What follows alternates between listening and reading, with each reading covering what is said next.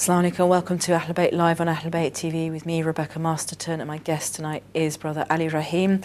And again, condolences to all our viewers on the martyrdom of Imam Hussein, alayhi salam, and Abu Fadl Abbas, alayhi salam, and all the martyrs who gave their lives on the plains of Karbala.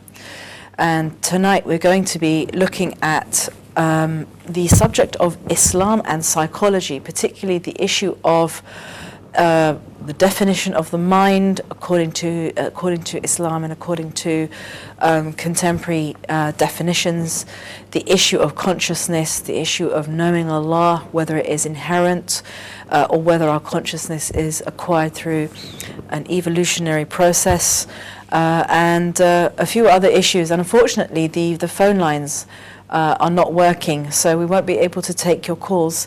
But if you do have any questions that you'd like to ask afterwards, please do feel free to email us, and we'll endeavour to answer your questions.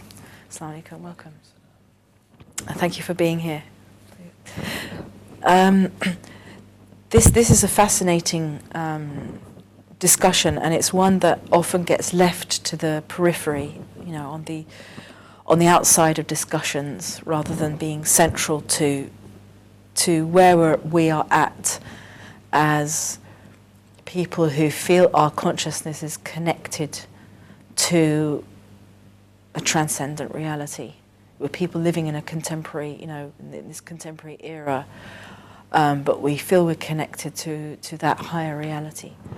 And yet we're living in an age where there have been so many, you know, theories to disprove the issue of consciousness, and to disprove the issue of the fact that there is anything to connect to, there is anything such kind of divine transcendent entity to know about.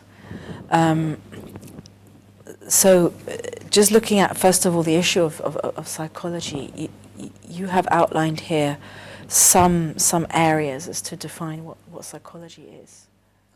Bismillah ar-Rahman ar-Rahim. I think you're very right in saying that living in this world, we do forget about ourselves. Yeah. We're more inclined towards the material. And it's the nature of this world and the nature of maybe the scholars in the Western world who put emphasis on the material rather than the self, meaning the spiritual, the soul. Mm. So we study the material, but we forget about ourselves. And people are in search of happiness. Yeah. And they look for happiness in the wrong places, in the material objects, in their belongings. But they don't look for it within themselves. Yeah. Or in something higher than that. Yeah. So studying human psychology is important for us. To study human nature is something that's useful for us. And the psychologists, when they study human nature, they study the different areas of it. So they might study human nature with regards to the individual itself. Okay. Or socially, how does the individual interact with others? They may look at how the individual learns. So you have the psychology of education. How do people learn? And there are different theories.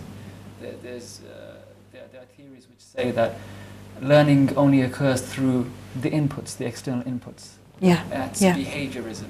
And then you have the cognitivists who say that you need to look at how the mind itself works. And so there are various theories. We need to look at how psychology affects our religious belief. Yeah. And whether there's a threat from psychology, a threat towards our beliefs, because you will have these psychologists who have a very materialist outlook. And there are psychologists who go to the extent of saying that nothing exists except matter. In fact, that's the prevailing view, that only matter exists, whereas us as Muslims believe that there's a soul. Yeah. So when we study this subject, we need to establish, firstly, that we do have a soul. It's not just matter that exists. And this is what Islam does teach. Yeah. So we need to consider, how can we prove that we have this entity called a soul? And this is something that I want to discuss today. Mm-hmm. And this is a series of shows, so I think there's about 3 or 4 shows. Yes, inshallah. So in the future shows, we'll be talking about human behavior itself, talking about how Islam describes human behavior and how it may perhaps correct what modern psychology says, or how it may be in line with what science has discovered. So we'll talk about behavior later on, but today I want to talk about the nature of the human mind. Because in psychology, we're discussing, we're studying human behavior and the human mind. Okay. What are the various states of the human mind? What is the nature of the human mind? Is it purely material, or is there something more to it than that? So that's what we need to do for today's show.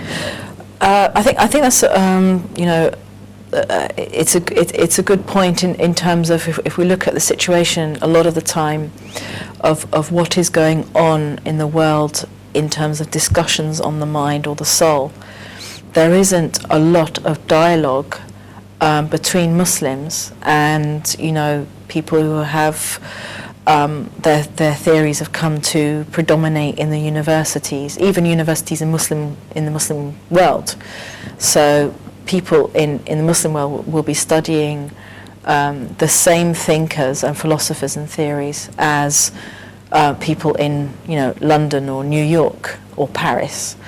And we know full well there has been this trend. I mean, I remember hearing someone saying that, for example, at one university in London, in the philosophy department, they said forget about even suggesting or even hinting that there is such a thing as God. Just you'll be laughed at. You'll be thrown out of the class, and there is now this kind of supposed consensus in contemporary secular thinking that the idea that this whole issue of the soul is very old-fashioned or it just doesn't fit in, and I think you're right that in some ways in the Muslim world, Muslims who are talking about the soul and discussing the soul and exploring the soul are doing that. They're discussing that with other Muslims, so they're not actually giving a response, a very satisfactory response, we could say, to the challenges that European thought has posed to the issue of the soul. What is the soul? And I would say that a lot of the Muslim thinkers haven't come up with sufficient language or response or explanation to that. I think it's not just with the soul, I think it's with other issues as well. If we look at the existence of God as an example, if you want to find good material on that subject, I mean this is my personal experience, I find that I have to go to a lot of the Western thinkers, the Christians and the Jews. And we do have material from Muslims, but it's not, maybe it doesn't relate to some of the challenges that are posed today. I mean, you look at, for example, theory of evolution. We have to look at non-Muslim sources to find refutations. We have the intelligent design movement in America with a number of great scholars behind it. So Muslims haven't come up with many responses, or they haven't brought out many of their views in this area. The subject itself isn't an old subject. Psychology isn't like philosophy or theology or the other sciences. So it is a new subject, and maybe there needs to be a lot more that needs to be developed, not just from Muslims, but also from other theists, from other religions.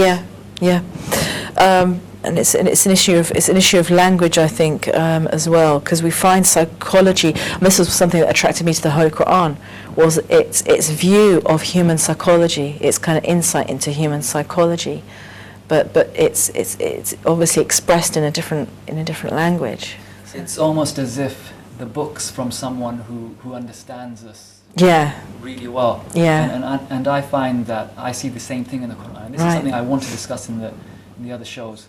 How the Quran describes us as human beings. And when you read it, you think, well, this book really has it correct, has put it properly. And I can see myself in the verses, and I can see other people being described by these verses.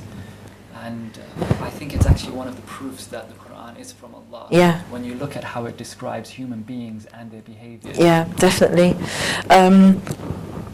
Now, the issue as well is, okay, we've said that there aren't sufficient responses to developments in say, European or, other streams of thought, but why is it necessary to discuss the subject?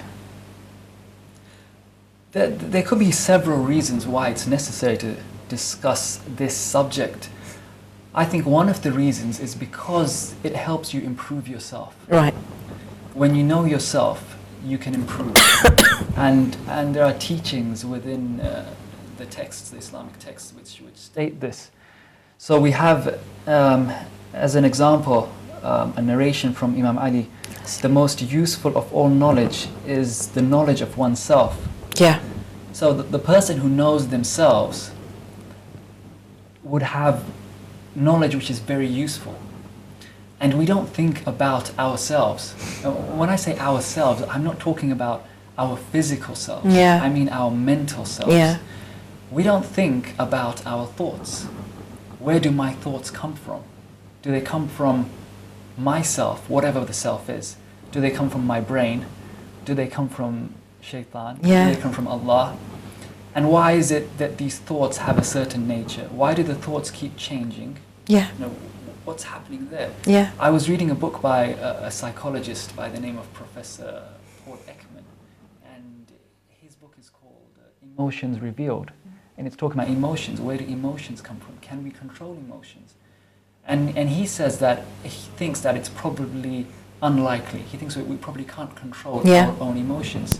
So when you feel an emotion, you probably can't stop that emotion from occurring. What you can do is make sure that you get to a state, or you build yourself up to get to that stage, put yourself in a certain situation whereby that emotion doesn't occur. Yeah. So can we control our emotions? Can we control our thoughts? When you're praying and the thoughts come to you, what can you do to stop them? So we don't think about ourselves.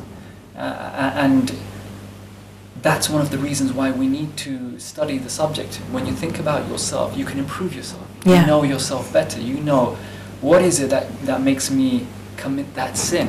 Yeah. What led me to commit that sin. So when you do something which is wrong, you can think back to what you did and what led to it. And I think that's why we have to study the subject. The main reason is to improve ourselves. Yeah. I also found it's in Nahj al-Balagh where Imam Ali alayhi salam also says it is sufficient ignorance for a man not to know himself. I believe. I know I'm paraphrasing there. I haven't heard that one, but yeah. It's in line with what we yeah. I mean, it is sufficient knowledge, or it's sufficient knowledge for a man to know himself, and it's sufficient ignorance for a man or a person not to know himself. The narration, the famous one, that he who knows himself knows his Lord, which is narrated by the Prophet and Imam Ali as well. So we have that narration that knowing yourself would lead to knowing your Lord. There are different interpretations that we can talk about, but in general it puts emphasis on knowing yourself. And through this knowledge of the self and through general contemplation, you become a better person. As Imam Ali says, contemplation invites towards good and its performance. Yeah. So we have that emphasis on contemplation. There's a narration which says that most of the worship of Abu Dhar was contemplation. Right, okay. So contemplation has this heavy emphasis to contemplate about various things, including the self. Yeah, and we know that the Holy Prophet, peace be upon him, and his family also used to go, for periods, long periods, extended periods of contemplation, and this is something that none of us do sufficiently. We're also now, we're living in a world where people are not, inclined to contemplate or don't know how to contemplate. But inshallah, after the break, we will examine this a little bit further. We're about to go to break, and inshallah, we will see you in a few minutes. Assalamu alaikum.